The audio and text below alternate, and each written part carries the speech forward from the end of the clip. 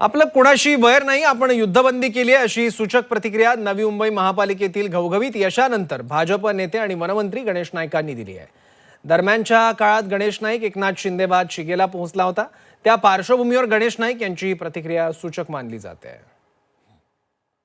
राज्यात काल पार पडलेल्या महापालिका निवडणुकांमध्ये अनेक ठिकाणी भाजपनं घवघवीत यश मिळवलंय।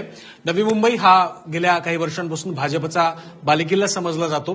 त्यासोबतच मुंबई आणि एमएमआर रिजनमध्ये सुद्धा भाजपनं भरपूर यश मिळवलंय। या सगळ्या संदर्भात बोलण्यासाठी आपल्यासोबत मंत्री गणेश नाईक आहेत। तुम्ही आता म्हणाल युद्धबंदीचा खरं तर आता मुद्दा झाला, युद्धबंदी झालेली आहे, आता कामाला सुरुवात करायची, परंतु ही निवडणूक एका वाक्प्रचारानं खूप गाजली। खरं तर तुम्ही तो मराठीला दिला असं सुद्धा आपण म्हणू शकतो की टांगा पलटी घोडे फरार नाही तर घोडे बेपत्ता करू, त्याचे बॅनर सुद्धा काल लागले। नाही असे काल ज्याला मी छत्रपती शिवाजी महाराजांना ते वंदन करायला गेलो होतो वाशी सेक्टरमध्ये, त्याला मी असे 2 मोठ्या होर्डिंगवर ते टांगा पलटीवर म्हणलं एक काढून टाका, एका मिनिटात संपला आहे।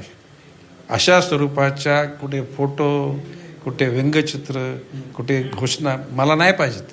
किंबहुना मी सांगितलं की पराभूत झालेल्या उमेदवाराच्या घराच्या आसपास तुम्ही फटाके पण वाजवू नका, फटाके कुठंच वाजवू नका, स्लोगन शाउटिंग पण करू नका।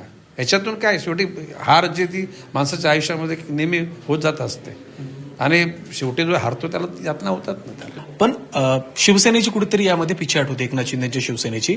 नवी मुंबई असेल किंवा मुंबईमध्ये सुद्धा 90 जागा लढून केवळ 29 झाल्या, कुठेतरी एक बॅकफुटवर शिवसेना गेली असं वाटतं। अजून मी नाही म्हणत, म्हणजे मला त्याचे कॉमेंट्स नाही करायचे।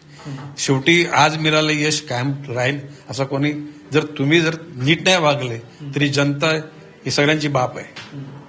प्रत्येकाची जागा प्रत्येकाला दाखवते जनता, आणि म्हणून उलट जे जनतेने सन्मानित केलंय ना ते टिकवण्याकरता जे गरजेचं आहे ते करा, टिकून राहा।